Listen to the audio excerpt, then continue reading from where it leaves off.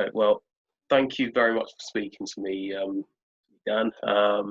So you're student engagement officer for Team Sunderland at the University of Sunderland, and obviously that's a very sort of unique role. It's an exciting role, sort of in any given year, but of course it is additionally unique at the moment.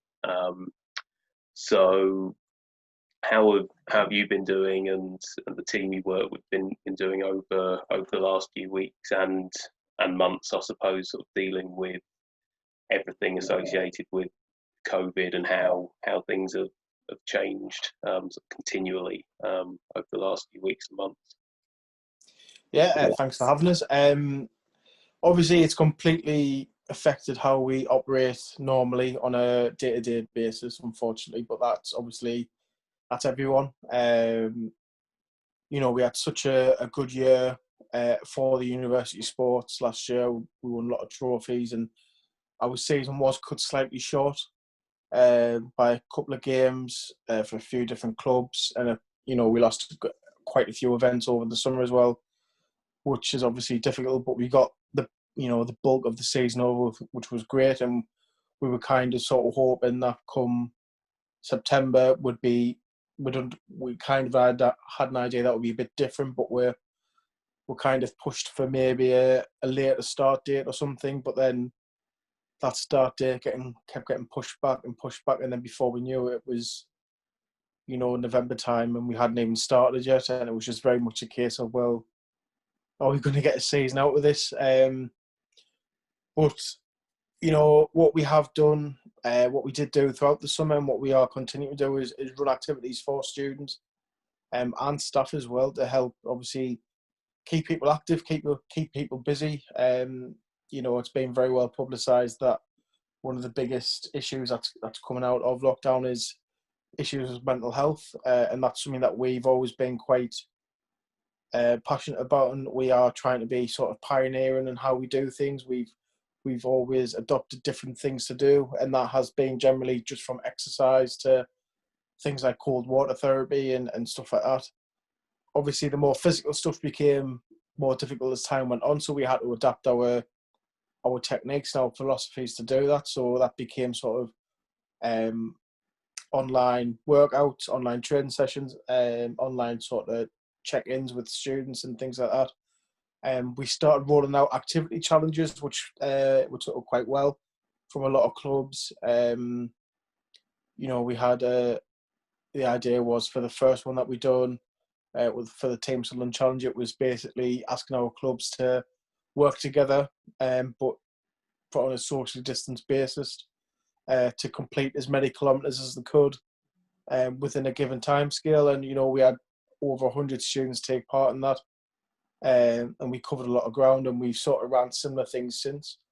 So things like that have been great, but we've had to branch out as well. We've had to sort of adapt our remit to cover all students, not just students that come and join us at Team Sunderland. Obviously, yourself, our doors are always open anyway to any student that wants to join. But we've had to open our promotion to everyone, and not just those that do join.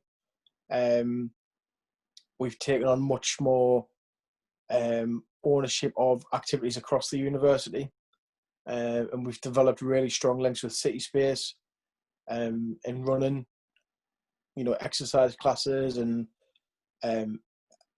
just general sort of things to help develop. We've worked a lot closer with the wellbeing team as well, again to distribute and support students with anything they need, be it food or just a little check-in, anything like that. Exercise classes, anything like that. We've worked hard to do, and it has been difficult. There has been the trying moments where you just thought, I don't think I can do this anymore, because obviously, as you know, we're very physical, active people. We like to be around other people, we like to talk to other people. So that's been difficult for us, but we've adapted well, and we've pushed on. And what we keep in the forefront of our minds when we are doing things is, if we were students, would we like to do this? And that's kind of how we've broached everything. And thankfully, a lot of the stuff we have brought forward have been well taken up. We've just launched a new challenge, another Team Sunderland challenge. But again, it's open to all staff and students to take part in through City Space's My Wellness app. It's this time we're measuring calories burned. Obviously, it's not it's not going to be for everyone. It's not going to be a case of not everyone's going to want to get up and go for a run. But what we have done, we've adapted. So if you want to go for a walk, you can. If you want to go out on your bike, you can. As long as you sort of follow the guidelines and stay, and keep yourself safe and keep others safe, then, take part, even if it's just doing a workout at home. So we are being very open with people. I've started doing the Couch to 5K. I'm about halfway through, and I'm asking people to do it with us, just so that we can push each other through it. And again, it's just so that people know that, anything that we're asking you to do, we're wanting to do ourselves. And I think sometimes that can be a big motivator, to see other people sort of, not so much, I think the wrong word is suffering, but sort of put themselves through it as well, and sort of showing that willingness to do it. So, there's a lot going on. There's a lot we're doing, and it has completely flipped our offer than what we normally offer students. So, yeah, it has been difficult, but it's been good at the same time. We've learned a lot, and we'll probably keep some of the things we've done going forward in the future beyond this pandemic. We'll probably keep some elements of it because we found obviously new ways to engage. Absolutely. And I suppose you mentioned the various different kind of programs you've got going online and things like that. And I know you guys are always very, very active on the social side, whether it be Instagram or Facebook or Twitter. But that's been especially important, hasn't it, over I suppose since March really, and especially during both kind of national lockdowns, just in terms of getting your sort of output out there. And even today, just on Team Sunderland store, you had information about Blue Monday and how people are there to support students on that front. So socials are especially important, aren't they, in these scenarios? Yeah, definitely. I mean, it's always sort of been our main branch of contact with students because, like everything, we have to adapt. And one of the things that, adapted quite quickly in the last sort of 10 years or so, it'll be, it's, we've had to adapt with that. And part of that has been obviously the way social media creates new communities, and through different social media, some people use Facebook, some people use Twitter, some people use Instagram, Snapchat. So, we've had to, we're quite proud of the way we use that because we are very much a case of we are always given some helpful information somehow. So, we're quite happy. Obviously, our other main point of contact is through sort of either face-to-face, over the phone or emails and things like that. So what we try and do is cover all bases, which is always difficult, but it's a case of the more people you interact with, the better uptake you're going to get. It's just playing the odds. Absolutely. And you mentioned last year, a few minutes ago, just in terms of how enjoyable it was, and I think it almost feels better by the day because we inevitably appreciate just having normal life that bit more, through having experienced all of this. But looking back on it, because you're in the same role last year, what were sort of some of the real highlights for you in terms of events you're able to attend and achievements by individual students and teams in various sports? I think one of the biggest sort of things for me that I'd done anyway was helping obviously set up the charity football match with Northumbria Police. That was to get from where we were to what happened in the space of 6 weeks was amazing. We worked so hard on that, and you know, between me, John, who is a serving police officer, to get a squad together was brilliant. And then for us to obviously take a squad up and have that game, and what we made of it, with it being the charity event that it became, was absolutely brilliant. And obviously we were absolutely devastated that we couldn't do it this year, but it means there's room and scope to do it, you know, in the future. So it's one of those things that hopefully it hangs around long after I'm gone, because it's something that I think's quite nice to do. Other events which I was really glad to get to and be part of, things like Bucks finals and Bucks nationals, and even, you know, just being on a Wednesday, like from sometimes 8 o'clock in the morning until 10 o'clock at night. It was just brilliant to be a part of, because the atmosphere is always amazing.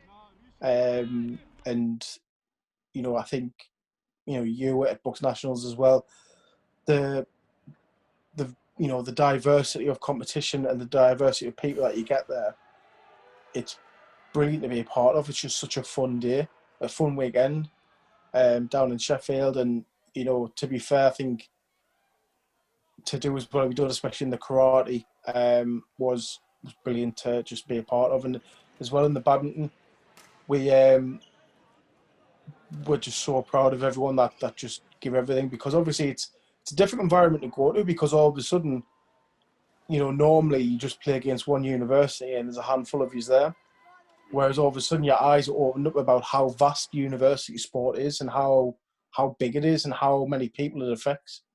And that can be quite intimidating, because you can just be like, oh God, like, there's people here who are obviously much better than me. But then as long as you know, represent yourself in the right way and represent, you know, what you do in the right way, I think it's a brilliant experience for people who are there. And it's the same with Bucks finals as well. You know, the men's football done brilliant, and that was a great match to watch. The women's futsal as well, who, you know, who have struggled in the past to get members, because it is still a growing and developing sport. To, on the first real proper strong year, to go and win the cup was just brilliant. You know, and win it so comprehensively. I think the score was 7-3 or 7-4 in the end, but they never looked like they were going to lose, which is just fantastic. And men's basketball getting to the final, I think what we did find is obviously they came up against a much better opponent, but in terms of standard, they weren't that far behind. It was just sometimes, you know, you have bad days, and unfortunately they just had a bad day that day, but that happens. But I think, you know, you take a lot from that. As a participant, as someone in my role, you realise the calibre and the standard you have to match. And what we have to do is not sort of, you know, we're not going to go out and look for players, but what we want to do is sort of demonstrate those standards. And we want to hold people to those standards, because, you know, it's only better for them. So that's kind of, for me, that's what this role is all about when it comes to engagement with students. It's understanding that, you know, we want the best for the students, and in order to do that, we have to match standards. But also, if they want to do as best they can, they have to match those standards as well. Yeah, very well put. In terms of obviously what you guys offer, sort of in normal circumstances, to use a very overused and kind of longed for term almost. I suppose it's a good chance to talk about what you guys normally offer and what life's like for students who are involved in Team Sunderland, whether that be football or athletics or any of the sports. What kind of opportunities being involved with Team Sunderland can offer. Well, normally as you say, in a very, very generic, horrible term that's become in normal times. You know, we normally offer, we've got around 40 clubs, covering a wide range of sports, from football to trampoline and to pole fitness to dancing to netball to tennis ball to tennis, basketball, we've got such a massive range of sports, and what we try and do is we try and push everyone to make the most of their time at university, because I think, it's very easy. I know in my sort of first year at uni, it can be quite overwhelming, and you can sort of not realise the opportunities that's there for you. So one of the things, I think I joined men's football. I was a member of men's football for 3 years when I was at university, but I didn't initially join until around November, December time. So I ended up missing out on one of the first big events of the year, which is Clash of the Minsters, where we travel down to York, or York travel to us, depending on obviously the year, because it alternates every year who hosts. And that is such a brilliant introductory event for students who've not really experienced university for, but it's really good, especially for those who are quite new to the world of higher education, and that it brings them out the shell, and it really does sort of help integrate people together. Just sort of on one day, having a massive amount of sports going on one day, and spending the day with people who you're going to spend the rest of the year with, it helps you understand what you're in for. And that sometimes, some people thrive on that. For some people, it'll take a bit longer. But as an introduction to what a Bucks Wednesday can be, it's brilliant. And then after that, we have, a mixture of events from, as you know yourself, the Bucks Wednesdays, which tend to take place most Wednesdays, which are always fun days. And we provide training. A lot of our clubs get coaches to obviously help train the teams and improve, which not a lot of universities do. But we're quite passionate about that, because we feel as though we want the students to feel as though they're learning and the developing alongside their course, because we like to provide opportunities alongside their clubs and their course to develop skills. And yourself, we provided opportunities to take part in media sort of side of things, and covering matches and covering events. Other things we do, we help sort of sports science with any sort of,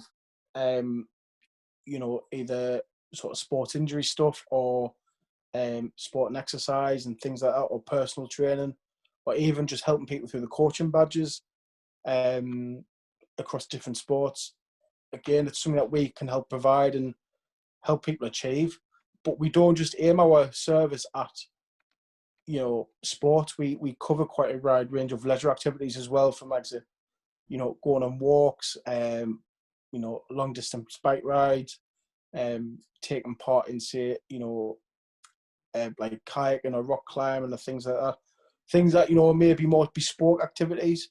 We do that as well, and that's always really good to be a part of, because of the strong links we've got with Adventure Sunderland and other sort of companies. Things like the scuba centre, where you can be part of the Sub-Aqua Club and learn to do diving and things like that. It's something that some people may not got the opportunity to do again, but it gives them that platform to say, I've done this.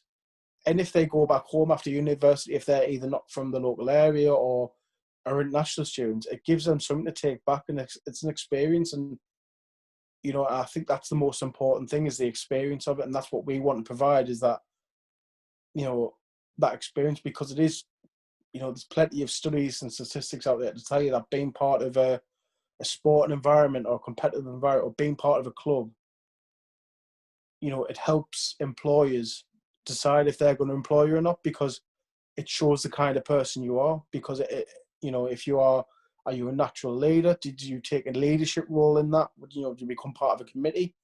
Were you more of a teammate? Did you help with this, help with that? What kind of person are you? And I think something like being part of that can really help as well. And it shows that you can manage a lot of things as well. If you can be part of a club, take a leadership role, maybe do a coaching course, and then also complete your degree to a good standard while maintaining the job. It shows that you can be part of something, and that you are capable of looking after yourself and being a responsible person, because it's something I've done. I didn't do a coaching badge. I'd done a lot of coaching. I had a job. I was doing my degree at the same time. I took leadership roles and things like that. And, I think it helps develop you as well. It gives you key skills for when you do go out in the big wide world. And I think it's something that, I would encourage every student to be a part of, even if you're not into sports, there'll be something there for you. And I think it's important for students to realise that, and that, you know, there's more to university than just getting a degree. So, you know, if that doesn't sell it for you, Yeah. No, I can certainly vouch for that. It does make a genuinely big difference to just the experience of university, because I think it's quite easy to forget just how big a part of it, sort of whether it be societies, the kind of social element and everything. And I suppose I probably should emphasise, yes, of course, the main element is kind of education and the degree and everything, obviously, and the balance everyone looks for is different. But it's just as you say, kind of the balance of skills and life skills you can get out of that side of university is difficult to replicate in many other kind of environments and many other sort of walks of life, really, isn't it? Oh, 100%. I mean, like you say, it's something that, you know, if you take it seriously and you put a lot of work into it, you can really really sort of develop yourself and realise what you are capable of. And you know, it's a case of, you know, what we're here to do is we see ourselves more as facilitators. You know, we're not there to run the club for you. We're not there to sort of, you know, take over, be in control. What we want to do is we want to be able to say to you, here is, say, a football club. Go run it how you like. If you need some help, let us know. Obviously, we've got standards and we've got a training program which helps, you know, run the club efficiently and help run it, you know, the most sort of the best way possible for them. But again, if they want to do their own events and maybe change it for the better, by all means, come forward, and because that's what we want. We want you to come forward with ideas and almost come forward with criticisms as well. If there's something that you find that actually this is holding us back, because we're not experts in every sport, you know, while we have a wide range within the office, you know, we have, you know, some with a basketball background, we've got 2 or 3 people with football background, we've got some with an ultimate frisbee background, we've got an athletics background, and we've got a rugby background, and we've got a bit of a cricket background as well. So we have a wide range of sports, but we can't cover everything, you know. And we work with NGBs and things like that, and we can only take so much from that. But where we get out the most and where we get the best and the most sort of vital information is on that front line of dealing with the club on a day-to-day basis. And that's where we find, you know, the best and the most efficient information. That's what we base our training on. You know, things you'll deal with on a day-to-day basis and how to deal with it. So that's kind of, again, as us being facilitators, we try and prepare them for that. But we want them at the same time to experience it and see how they deal with it as well. Definitely. And I suppose a good note to end on might be sort of just how, firstly, sort of where students can look if they want to find out more information, or as we talked about earlier on, if they just like someone to talk to, or sort of a source of support with everything that's going on at the moment, and also what the plans are for you guys over the next few months, which I appreciate is a very awkward question given the. It's a very broad question, James. But how long have you got? Yeah. Yes. Well, we're after content, so it's one of those where what have you guys got kind of planned hypothetically for different scenarios, and obviously hypothetically is very much the key word in that question. Well, to answer the sort of first part of the question about where can people find us, we're all over social media, as you've said. Just look for Team Sunderland at the University of Sunderland. We're across all the sort of major social platforms. Check out our website as well. Just type into Google Team Sunderland at University of Sunderland. Our website will come up. There's contact information on there. There's also links to what we do and you know, what we're going to be doing over the next sort of few months as well. Again, if you do want to get in touch just for a chat about anything, whether you're worried about yourself or someone else you know, please get in touch. We can direct you to the wellbeing team, or you can go there yourself just through, again, University of Sunderland Wellbeing Team into Google or on social media, and you'll find something. There's plenty of links there, and there's plenty of support there. You know, we all need a little pick-me-up now and again, so don't be afraid to ask for that. In terms of what we're going to be doing over the next few months, the actual answer is we don't know. But what we're trying to do is be very much reactive and proactive at the same time. We try and plan for all scenarios. At the minute, it's looking as though books will be a difficult thing to even comprehend at the minute. However, what we are planning is plenty more activities for students to take part in, whether they're here or in Sunderland, or whether at home in their home countries or at home elsewhere in the UK. You know, we've got plans and we've got activities which anyone can join in with.